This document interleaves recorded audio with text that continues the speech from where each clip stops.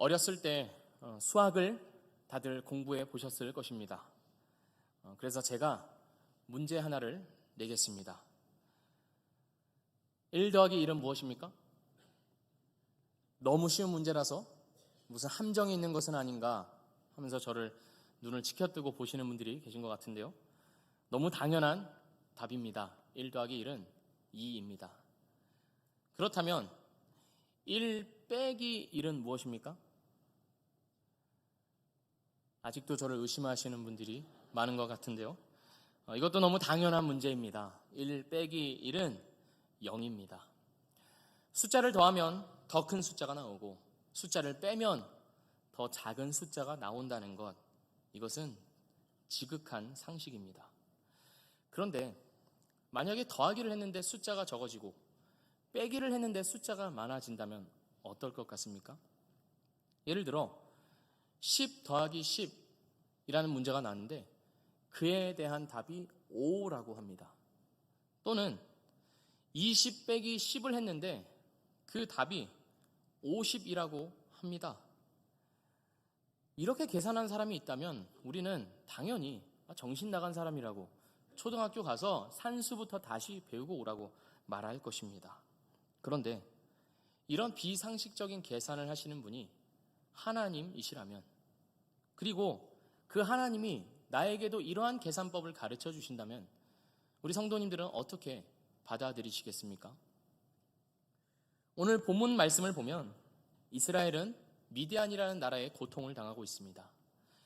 하나님께서 미디안에게 이스라엘을 넘겨주셨기 때문입니다. 왜 그리하셨을까요? 사사기 6장 1절은 이렇게 기록합니다. 이스라엘 자손이 또 여호와의 목전에 악을 행하였다. 하나님 앞에서 악을 행하였습니다. 하나님만을 사랑하고 섬기라는 하나님의 말씀에 순종하지 않고 우상을 가져다가 섬긴 것입니다. 그 결과로 이스라엘은 미디안과 아말렉과 동방 사람들의 연합군에 의해서 침략을 당하고 지배를 받습니다. 메뚜기 떼가 지나간 것처럼 자신들의 모든 곡식과 가축을 수탈당하고 빈털터리가 되어 있습니다. 그래서 이스라엘 백성들은 어떻게든 양식을 미디안 백성들에게 뺏기지 않기 위해서 산골짜기, 깊은 산골짜기에 들어가 굴을 파면서 그곳에서 숨어 지내기까지 합니다. 무려 7년 동안 말입니다. 이스라엘은 그제서야 하나님을 찾고 하나님을 부르짖습니다. 그리고 하나님은 이스라엘의 부르짖음에 응답하사 사사 기드온을 보내서 이스라엘을 구원하고자 하십니다. 기드온은 하나님의 부르심에 응답하여 이스라엘 군대를 소집하여서 전쟁을 준비하였고 그 전쟁이 이제 시작되었습니다. 오늘 본문 말씀은 이스라엘 군대와 미디안이 대치하고 있는 상황을 보여줍니다. 1절 말씀입니다. 여룻바알이라 하는 기드온과 그를 따르는 모든 백성이 일찍이 일어나 하롯샘 곁에 진을 쳤고 미디안의 진영은 그들의 북쪽이요 모레산 앞 골짜기에 있었더라. 사사기 8장 10절 말씀에 따르면 지금 이 전쟁에 참여한 미디안 군대의 숫자는 13만 5천 명입니다. 그런데 그에 반해 이스라엘 군대의 숫자는 3만 2천 명입니다. 천 단위는 잘라 먹는다고 쳤을 때 이 전쟁은 몇만 대 몇만입니까? 13만 대 3만의 전쟁입니다. 이스라엘이 도저히 이길 수 있는 전쟁이 아닌 것 같습니다. 이런 상황에서 하나님께서 기드온에게 말씀 하나를 주십니다. 이 어려운 대결을 극복할 수 있는 어떤 비결을 알려주시는 걸까요? 2절 말씀 초반부만 제가 한번 읽겠습니다. 여호와께서 기드온에게 이르시되 너를 따르는 백성이 너무 많은즉.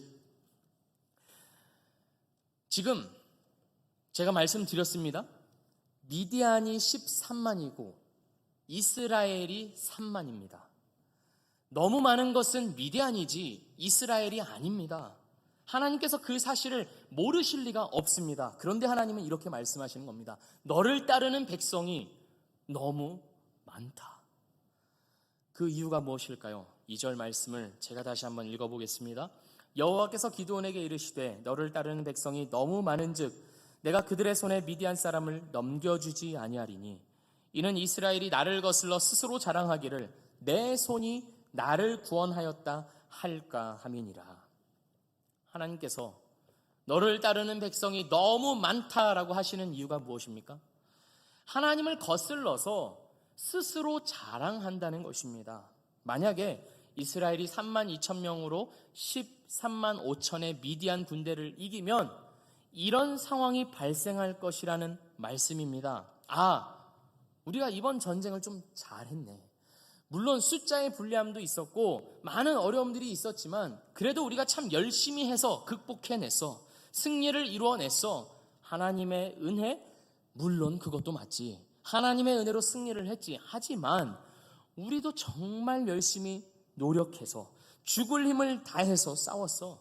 이렇게 이스라엘이 반응할 것을 하나님께서 예상하십니다. 우리라도 그렇지 않겠습니까? 어려운 시험을 통과하거나 넘어가야 할 고비를 잘 넘어갔을 때 우리도 당연히 스스로 뿌듯해하고 자랑스러워하지 않습니까? 물론 겉으로 드러내면서 내가 이만큼 했어 떵떵거리면서 자랑을 하지 않을진 몰라도 최소한 우리 마음속으로는 스스로를 뿌듯해하며 자랑스러워합니다. 자기를 드러내고 싶어합니다. 그러한 자기 중심성이 우리 안에, 인간 안에 내재되어 있다는 것을 하나님께서 아시기 때문에 하나님께서는 이 백성의 숫자가 너무 많다. 그래서 이 백성의 숫자를 줄이시려는 것입니다. 하나님은 기도원을 통해 전쟁을 두려워하는 사람은 모두 집으로 돌아가라. 전쟁이 두렵거든 괜찮다. 돌아가라. 이렇게 말씀하십니다. 그랬더니 2만 2천 명이 돌아가고 10,000명이 남았습니다. 이제 13만 대 몇 명이 된 것입니까? 정확하게는 13만 5천 대 1만이 된 것입니다. 안 그래도 불리한 싸움이었는데 이제는 불리한 것이 아니라 불가능한 싸움이 되어버렸습니다. 그런데 하나님은 다시 한번 기드온에게 말씀하십니다. 4절입니다. 여호와께서 또 기드온에게 이르시되 백성이 아직도 많으니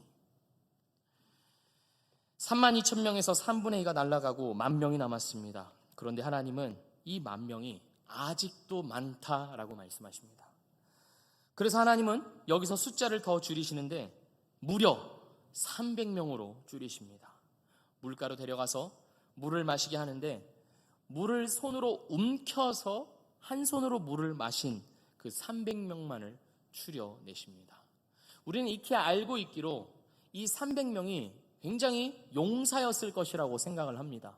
왜냐하면 물을 손으로 움켜서 마시는 것은 전쟁 중에 경계를 게을리하지 않고 한 손엔 창을 잡고 다른 한 손으로는 물을 마시는 아주 기민한 행동이었다고 우리가 익히 배워왔기 때문입니다. 하지만 하나님의 목적은 여기서 싸움을 잘하는 정예병을 선발하는 데 있지 않았습니다. 하나님의 목적은 군사의 수를 줄이고 또 줄이는 것에 있었기 때문에 우리는 기드온의 300용사라고 할 것이 아니라 그저 평범한 300군사였다 이렇게 보는 것이 더 적절합니다.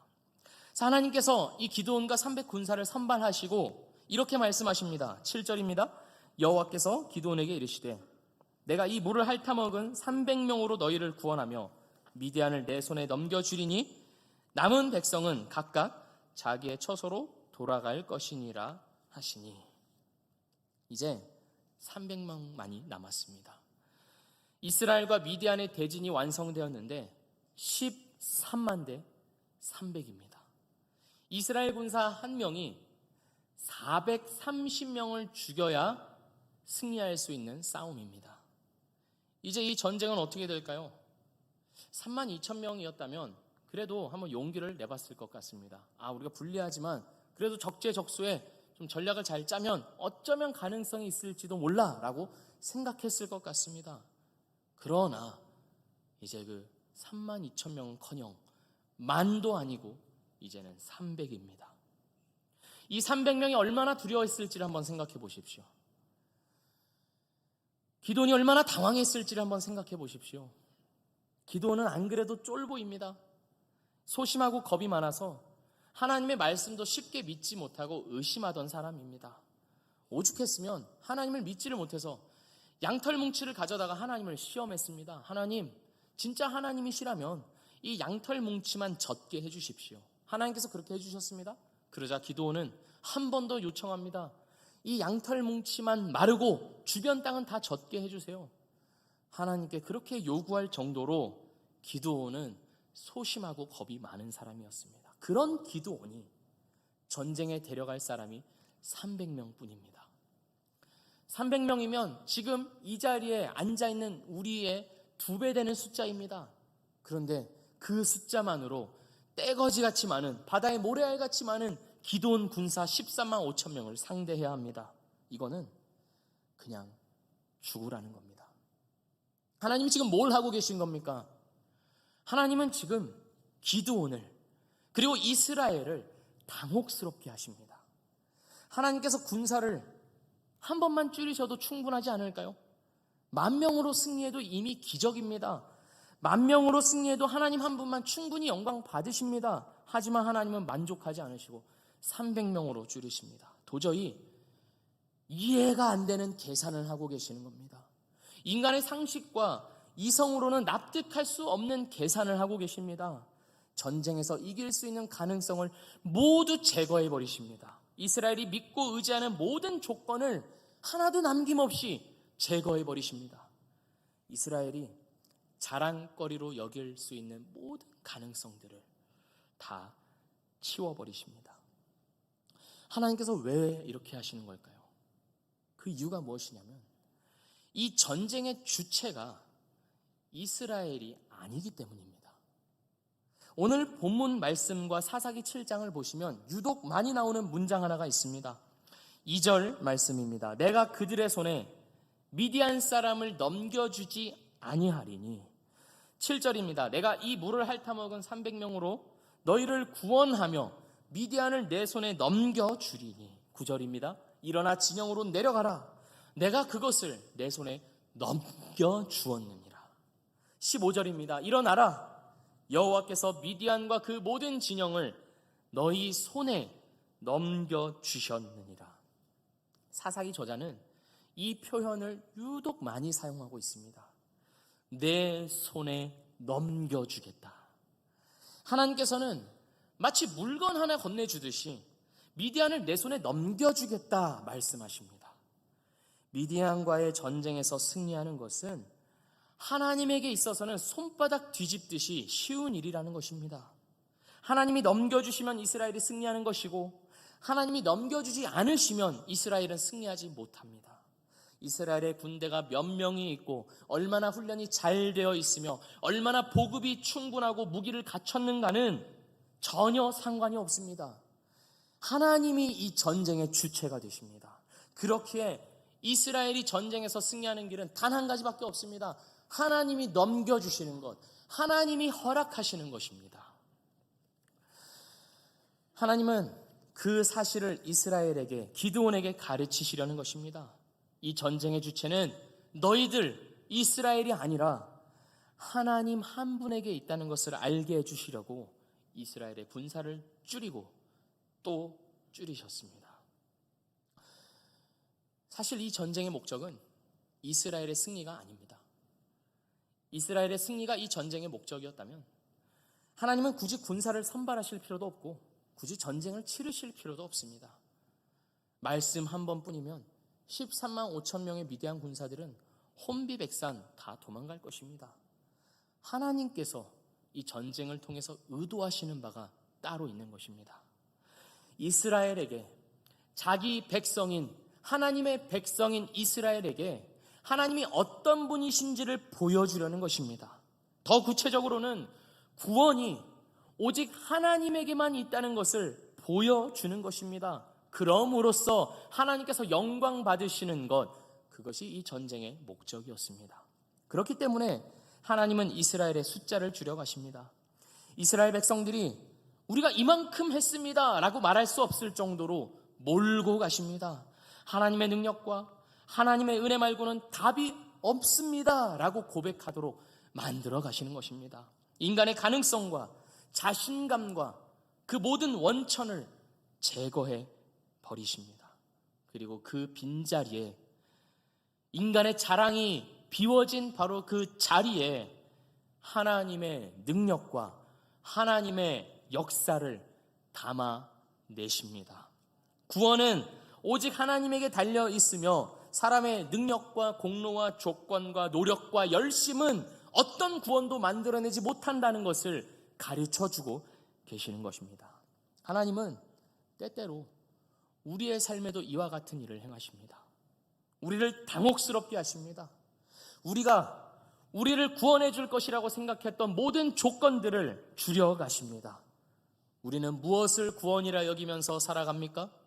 우리는 입으로는 하나님이 구원이라고 고백할지도 모릅니다. 그러나 우리의 삶의 면면을 보면 누군가에게는 직업적인 성공이 그의 구원입니다. 누군가에게는 충분한 재정이 그의 구원입니다. 누군가에게는 사람과의 관계에서 오는 만족이 그의 구원입니다. 그 구원은 자식의 안녕과 출세이기도 하고 자아 실현과 자기 성장이기도 합니다. 연인 관계와 부부 관계의 만족이기도 하고 건강과 가족의 행복이 그의 구원이기도 합니다. 그래서 하나님은 하나님만이 구원이 되신다는 사실을 가르치시기 위해서 우리가 구원이라고 믿었던 그 것들을 무너뜨리십니다. 내가 바라고 소원했던 것들, 이것만 있으면 내 인생이 행복할 것이고 이것만 있으면 그래도 내 삶이 괜찮을 것이라고 하는, 내 삶에 구원이 임할 것이라고 기대를 거는 그 모든 것들을 무너뜨리십니다. 그래서 내 삶의 유일한 기대와 소망은 하나님 한 분뿐임을 고백할 때까지 하나님은 우리의 삶에 개입하셔서 우리의 삶의 그 요소들을 줄여가시며 우리를 당혹스럽게 하십니다. 그래서 우리는 당황해하면서 인생을 살아가면서 비명을 지르면서 이게 도대체 뭐냐고 하면서 울상을 짓습니다. 하나님 어떻게 이러실 수 있냐고 하면서 하나님께 항변하기도 합니다. 하나님, 이건 계산이 좀 안 맞지 않습니까? 이런 계산으로 도대체 어떻게 살라는 것입니까? 하나님, 내 생각대로 좀 움직여주시면 안 됩니까? 제가 이쪽에서 하나님이 필요하다고 하면 이쪽으로 좀 와주시고 저쪽으로 좀 오시라고 부탁드리면 오시면 안 됩니까? 하나님, 왜 제 마음같이 인생이 흘러가질 않는 것입니까? 하나님, 너무하시는 거 아닙니까? 이 300명으로 도대체 이 전쟁을 어떻게 치르려는 말입니까? 하나님께서 우리를 그렇게 당혹스럽게 하시는 이유는 우리의 고난과 우리의 한계 속에 하나님의 영광이 담아내지기 때문입니다. 우리의 기대와 우리의 소망과 우리의 자랑이 꺾여져야 그 자리에 하나님의 은혜와 역사가 세워지기 때문입니다. 조금이라도 나에게 가능성이 있다고 생각한다면, 조금이라도 나의 무언가로 인생의 만족을 이루어낼 수 있고 구원이 성취될 것이라고 생각한다면 하나님의 구원은 임할 수 없기 때문입니다. 우리의 가능성과 우리의 자랑과 우리의 기대가 꺾여져야, 사라져야 비로소 하나님의 구원과 승리가 보이기 때문에 하나님은 우리 삶 가운데 계속해서 개입하셔서 우리의 고난과 한계를 통하여서 우리를 당혹스럽게 하시는 것입니다. 대부분의 운동을 할 때 이런 말들을 많이 들어보셨을 것입니다. 힘을 빼라. 왜 힘을 빼야 합니까? 힘을 빼야 진짜 힘을 어디에 실어야 할 줄 알게 되기 때문입니다. 온몸에 힘이 빡 들어가 있으면 부상 위험만 커지고 효과적으로 몸을 쓸 수가 없습니다. 그래서 힘을 빼는 법부터 배우라고 합니다. 하나님은 그렇게 이스라엘 백성들의 힘을, 또 우리들의 힘을 빼십니다.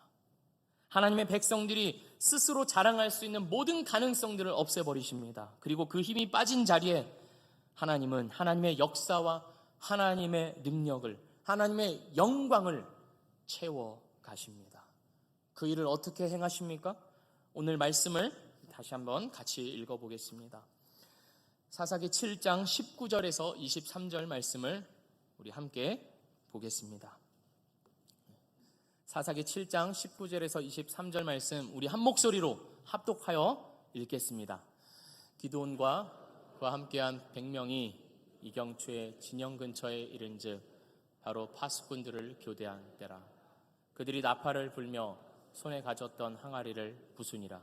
세 대가 나팔을 불며 항아리를 부수고 왼손에 횃불을 들고 오른손에 나팔을 들어 불며 외쳐 이르되 여호와와 기드온의 칼이다 하고 각기 제자리에 서서 그 진영을 에워싸매 그 온 진영의 군사들이 뛰고 부르짖으며 도망하였는데 300명이 나팔을 불 때에 여호와께서 그 온 진영에서 친구끼리 칼로 치게 하심으로 적군이 도망하여 스레라의 벳 시다에 이르고 또 답밭에 가까운 아벨 무흘라의 경계에 이르렀으며 이스라엘 사람들은 납달리와 아셀과 온 므낫세에서부터 부름을 받고 미디안을 추격하였더라. 아멘. 기드온과 300명의 군사가 한 일이 무엇입니까? 한 손에는 나팔을 들고 다른 한 손에는 횃불을 감춘 항아리를 들고 미디안 진영 근처에 섰습니다. 그리고 신호에 따라 나팔을 불고 항아리를 부수고 횃불을 들었습니다. 그리고 여호와와 기드온의 칼이다 하면서 구호를 외쳤습니다. 21절을 보면 이렇게 기록되어 있습니다. 각기 제자리에 서서 그 진영을 에워싸매. 기드온과 300 군사는 움직이지 않았습니다. 진영을 둘러싸서 가만히 서 있는 채로 나팔을 불고 횃불을 들었을 뿐입니다. 그런데 미디안 군사들은 뛰고 부르짖으면서 도망합니다. 22절을 보면 여호와께서 그 온 진영에서 친구끼리 칼로 치게 하십니다. 서로 죽고 죽이는 대혼란이 13만 5천 명의 미디안 진영 가운데 발생한 것입니다. 그 와중에 기드온과 300군사는 뭘 하고 있었을까요? 가만히 서서 미디안 군대가 자멸하고 있는 모습을 보고 있습니다. 자기 자리에 서서 그 광경을 그저 보고만 있을 뿐입니다. 미디안 군사들이 나팔 소리에 놀래서 항아리 깨지는 소리와 횃불이 무서워서 혼란에 빠진 것이 아닙니다. 하나님이 미디안을 치셨기 때문입니다. 하나님이 미디안과 싸우시기 때문에 미디안이 지금 자멸하고 있는 것입니다. 그렇다면 하나님은 뭐하러 기드온과 300군사를 선발하시고 전쟁터에 데려오셨을까요? 이렇게 하나님이 다 하실 것이면 굳이 이 300명도 필요 없는 것 아니겠습니까? 하나님은 기드온과 300군사에게 똑똑히 보여주고 계시는 것입니다. 봐라, 하나님의 구원이 무엇인지 보라. 하나님의 구원이 오직 하나님에게만 달려있음을 너희의 두 눈으로 봐라. 너희들을 구원하는 것은 너희의 힘과 능력이 아니다. 너희의 공로와 너희의 조건에 달려있지 않다. 구원은 오직 나 여호와에게만 달려있다. 이 사실을 눈앞에서 똑똑히 보여주고 계시는 것입니다. 하나님은 이 전쟁의 승패에 관심이 없습니다. 이스라엘이 이기냐 지냐가 하나님께 별로 중요하지 않습니다. 하나님께 중요한 것은 무엇입니까? 하나님의 백성 이스라엘 그들 자신에게 있습니다. 하나님의 백성이 하나님의 구원을 보고 하나님의 영광을 목격하는 것, 하나님의 영광을 목도하고 구원이 하나님에게만 있음을 깨닫고 그 하나님을 온 마음 다해서 찬양하고 하나님을 기뻐하는 것, 그것이 자기 백성을 향한 하나님의 목적입니다. 그래서 하나님은 이와 같은 일을 행하시는 것입니다. 출애굽기 14장을 보면 이스라엘 백성들이 출애굽을 한 후에 홍해 앞에 도착했습니다. 더 이상 길이 안 보입니다. 그런데 뒤에는 바로왕과 애굽 군대가 말과 전차를 타고 쫓아오고 있습니다. 꼼짝없이 잡혀서 다시 애굽으로 돌아가 노예 생활을 하든지 아니면 그 칼에 맞아 모두 죽어버리든지 둘 중 하나밖에 없어 보입니다. 그래서 백성들은 모세에게 애굽에 매장지가 없어서 우리를 여기에 데려와서 죽게 하냐고 불평, 불만, 원망을 쏟아냅니다. 그때 모세가 백성에게 이렇게 말합니다. 출애굽기 14장 13절입니다. 모세가 백성에게 이르되 너희는 두려워하지 말고 가만히 서서 여호와께서 오늘 너희를 위하여 행하시는 구원을 보라. 보라. 자신들을 죽이려고 쫓아오는 바로 왕과 애굽 군대 앞에서 이스라엘 백성들이 해야 하는 것은 무엇입니까? 보는 것이었습니다. 가만히 서서 여호와께서 이스라엘을 위해 싸우시며 자신들을 위해 행하시는 구원을 보는 것이었습니다. 이스라엘은 애굽 군대에 대항하여 칼을 휘두르거나 아니면 홍해를 가르기 위해서 물을 퍼내거나 할 필요가 없었습니다. 그들이 해야 했던 것, 그리고 그들이 유일하게 할 수 있었던 것은 하나님께서 행하시는 구원을 보는 것이었습니다. 요한복음 1장 29절을 보면 세례 요한이 예수님을 보고 이렇게 외칩니다. 보라, 세상 죄를 지고 가는 하나님의 어린 양이로다. 요한은 예수님을 보면서 예수님의 모습, 형태만 본 것이 아닙니다. 요한이 본 것은 그 예수님이 가져오시고 성취하시는 구원이었습니다. 예수님이 하나님의 아들로서 세상의 죄를 대신하여 죽으심으로써 가져오실 구원을 보았습니다. 자기 백성을 대신하여 죽으심으로써 이루시는 구원을, 영원한 생명을 그 순간에 보았던 것입니다. 그것을 보고 감격하여 소리치고 있는 것입니다. 홍해를 건너고 애국 군대가 홍해에 수장되는 것을 본 이스라엘 백성들이 속옷치며 춤추며 하나님의 구원과 영광을 찬양했던 것처럼 요한은 구원을 이루시는 예수 그리스도를 보면서 동일한 반응을 보이고 있는 것입니다. 보라, 세상 죄를 지고 가는 하나님의 어린 양이로다. 그가 우리를 구원하신다. 저기 오시는 저분이 우리의 죄와 사망을 무너뜨리고 영원한 생명을 지금 가져오셨다라고 하면서 소리치고 기뻐하고 있는 것입니다. 사랑하는 성도 여러분, 무엇이 더 위대한 사건입니까? 홍해가 갈라진 것입니까? 아니면 하나님이 이 세상에 오셔서 우리와 같이 되시고 우리의 죄를 지고 대신 죽으시는 것입니까? 무엇이 더 위대하며 무엇이 더 감격스러운 사건입니까?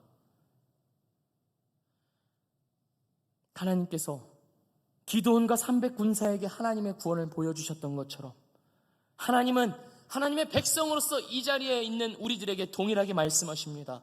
보라, 예수 그리스도의 십자가를 보라. 그 십자가를 통하여서 너희의 존재와 너희의 운명과 너희의 미래가 어떻게 바뀌었는가를 보라. 죄와 사망과 저주 가운데 있었던 너희의 삶이 그리스도의 십자가를 통하여서 생명과 복과 승리와 영광으로 바뀌었음을 너희의 두 눈으로 보라. 하나님은 오늘 말씀을 통해서 우리에게 이렇게 알려주고 계시는 것입니다. 우리는 보지 못해서 두려워합니다. 미디안의 큰 군대보다 하나님의 구원이 더 크고 더 위대함에도 불구하고 하나님의 구원을 보지 못하기 때문에 미디안만 우리 두 눈에 보이는 것입니다.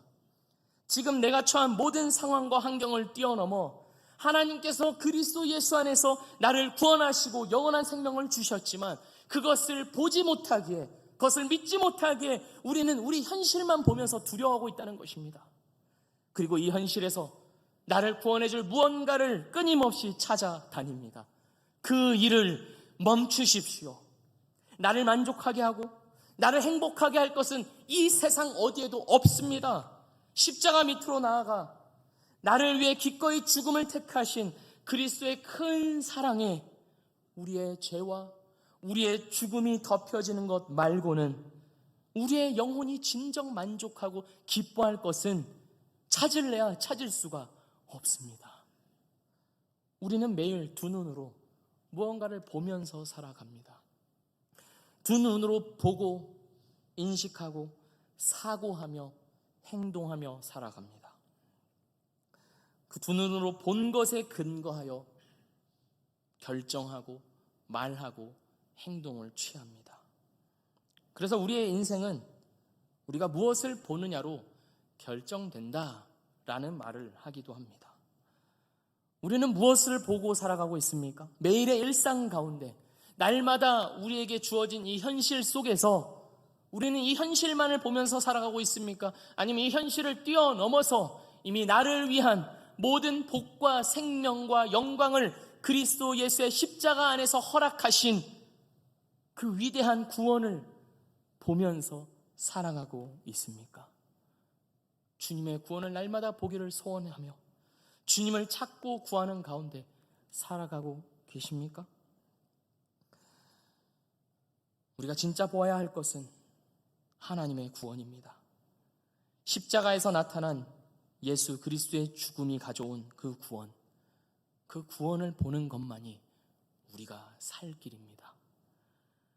내가 예수 믿을 때만 보고 마는 것이 아니라 매일같이 매 순간순간마다 우리는 그 구원 보기를, 그리스도의 십자가 안에서 은혜 얻기를 구하고 소망해야 합니다. 불뱀에 물려 죽어가던 이스라엘 백성들이 장대 위에 높이 달린 노뱀을 보고 살아난 것처럼 우리 역시 나무 위에 달리신 그리스도, 내 죄를 대신하여서 기꺼이 죽음 가운데로 들어가신 그리스도를 보아야만 살 수 있습니다. 그때에만 우리는 비로소 생명을 얻고 충만한 기쁨 가운데 살아갈 수 있는 것입니다. 제가 연극을 할 때 많이 듣던 말이 있습니다. 시동대입니다. 시동대. 무슨 말이냐면 시선, 그리고 동작, 대사, 이 세 가지를 줄여서 시동대라고 하는데 순서가 있다는 것입니다. 시선이 먼저 있어야 되고, 그 다음에 동작이 이어지고, 그 다음에 대사를 뱉으라는 것입니다. 제가 얼마나 연기를 못했던지 저를 가르치시는 연출 선생님이 제가 연기를 할 때마다 이것을 가르쳐 주셨습니다. 진성아, 시동대. 보고 움직이고 그 다음에 말해야지. 보지도 않았는데 대사를 해버리면 어떡해. 이렇게 항상 저를 다그치셨습니다. 보지도 않았는데 움직일 수는 없는 것이고, 보지도 않았는데 대사를 하는 것은 말이 안 되는 것입니다. 우리도 그렇습니다. 하나님의 구원을 보는 것, 그것이 우리가 가장 먼저 해야 할 일입니다. 하나님께서 나에게 어떤 일을 행하셨는가를 똑똑히 보고 그 사실로부터 우리의 모든 삶이 이어지고 흘러나와야 합니다. 그 사실로부터 나의 모든 결정들과 선택들이 나와야 합니다. 그 사실로부터 나의 입술에서 모든 말들이 나와야 하는 것입니다. 하나님의 구원을 본 적이 없는데 어떻게 하나님의 백성으로서 살아갈 수 있겠습니까? 하나님의 구원을 본 적이 없는데 무슨 봉사를 하고 무슨 직분을 맡아서 감당할 수 있겠습니까? 제일 먼저 우리가 해야 하는 것은 하나님의 구원을 보는 것입니다. 우리 교회도 마찬가지입니다. 우리 교회 안에서 요즘 자주 들리는 말로는 우리 교회가 예전보다 활기차고 또 숫자도 많아져서 부흥을 한다고 합니다. 그러나 우리는 잘 생각해 보아야 합니다. 숫자가 많아진다고 교회가 부흥하는 것이 아닙니다. 하나님의 계산법과는 좀 다르지 않습니까? 진짜 부흥은 모든 성도 한 사람 한 사람이 하나님의 구원을 똑똑히 보고 그 구원에 대해서 스스로 우러나오는 마음으로 반응하는 것, 거기서부터 부흥이 시작되는 것입니다. 성도 한 사람 한 사람이 하나님께서 내게 해주신 일들에 대하여 감격하고 하나님이 나를 이만큼 사랑하신다는 사실을 머리로가 아니라 가슴 깊은 곳에서부터 깨달아 그 마음속에서부터 그리스도를 향한 사랑과 다른 사람을 향한 섬김이 흘러나올 때 우리는 그것을 부흥이라 말합니다. 그럴 때 교회의 생명력이 넘치는 것이고 그 생명력 가운데 하나님이 은혜를 부어주실 때 부흥이 시작되는 것입니다. 그러니 우리는 숫자를 볼 것이 아니라 우리 각 사람 안에 주님 주시는 생명력이, 그 구원을 목격함이 흘러넘치는지를 보아야 하고 그것으로 교회의 부흥을 이야기해야 합니다. 결국은 내가 그런 사람이 되어 있느냐가 가장 중요한 것입니다. 교회 안에서 다른 사람이 이렇고 저렇고 말할 것이 아니라, 이 부서가 어떻고 저 부서가 어떤가를 말할 것이 아니라, 오늘 내 안에 그리스도의 사랑으로 인한 생명이 흘러넘치고 있느냐, 내가 주님의 구원을 오늘도 목격하고 그 구원의 감격 속에서 살아가고 있는가 하는 것이 가장 중요한 척도입니다. 사랑하는 미랄교회 성도 여러분, 이 세상은 늘 숫자를 이야기합니다. 많은 숫자, 높은 숫자가 곧 행복이고 구원이라고 말합니다. 그래서 그 숫자를 늘리기 위해서 너의 모든 것을 쏟아 부으라고 요구합니다. 그러나 이 사실을 기억하십시오. 하나님 안에서는 1 더하기 1이 2가 되는 것이 아니라 0이 된다는 것을 기억하십시오. 더하기는 빼기가 되고 빼기는 더하기, 아니 곱하기가 된다는 사실을 기억하십시오. 그러한 역전이 그리스도 예수 안에서 이루어짐을 잊지 마십시오. 하나님 안에서 숫자가 늘어가는 인생은 오히려 마이너스 인생입니다. 자기 자랑과 자기 만족이 더해지고 하나님의 은혜는 희미해지고 소멸해가는 인생입니다. 그러나 숫자가 줄어가는 인생, 하나님 안에서 자기가 내세울 숫자가 줄어져가는 인생은 참으로 복된 인생입니다. 비록 자기가 가진 것은 없어질지라도, 자기가 내세우고 자랑할 것은 사라질지라도 하나님 안에서는, 그리스도 예수 안에서는 점점 더 풍성해지고 점점 더 채워지는 복된 인생입니다. 내 자랑은 사라져가고 내 소원과 만족이 비워져간 그 자리에 하나님의 은혜가 채워지는 참으로 복된 인생입니다. 하나님의 구원을 보는 인생이고 예수 그리스도를 알아감을 최고 기쁨으로 삼아 그 안에서 생수의 강이 늘 흘러 넘치는 참으로 복된 인생입니다. 우리 모두가 이러한 복을 누리는 자리에 있기를 원합니다. 하나님이 우리를 그 자리에 부르시려고, 그렇게 복되게 하시려고 우리의 삶에 개입하셔서 우리의 숫자를 줄여가십니다. 한계와 절망을 느끼게 하십니다. 1 더하기 1은 2가 아님을 가르치시려고, 하나님만의 계산법을 가르치시려고, 제로 인생이라 할지라도, 세상에서 내세울 것 하나 없는 인생이라 할지라도, 마이너스라 할지라도 예수 그리스도 안에서는 무한대의 복이 임하는 것을 가르치시려고 늘 우리 삶 가운데 개입하셔서 말씀하십니다. 그러니 우리는 우리의 숫자들이 줄어갈 때, 아니 나의 숫자가 왜 이렇게 줄어가지? 그것을 보면서 두려워하고 불안해할 것이 아니라 하나님의 구원을 보며 하나님의 영광을 보기를 소원해야 하는 것입니다. 이러한 삶은 세상 보기에는 우스꽝스러울지도 모릅니다. 이스라엘 백성들의 무기가 무엇이었습니까? 전쟁에 임하는 이스라엘 백성들의 무기는 칼이 아니요, 창이 아니요, 항아리와 횃불과 나팔뿐이었습니다. 그 얼마나 우스꽝스러운 일입니까? 그러나 하나님은 그것을 통해 하나님의 영광을 드러내셨습니다. 그리고 동일한 일을 오늘을 살아가는 우리 각 성도들의 삶을 통하여서 이루어 오셨고 앞으로도 이루어 가실 것입니다. 그것을 바라보며 주님의 구원을 보며 기뻐하고 즐거워하는 우리 모두가 되기를 주님의 이름으로 축복합니다. 기도하겠습니다. 하나님 아버지, 우리는 늘 우리가 가진 숫자를 바라보며 우리의 삶을 평가하려고 합니다. 우리가 얼마나 가졌는지를, 우리가 얼마나 할 수 있는지를 재며 그것으로 나의 자랑과 만족을 삼고자 합니다. 그러나 주님, 이제는 하나님의 계산법으로 살게 하여 주시옵소서.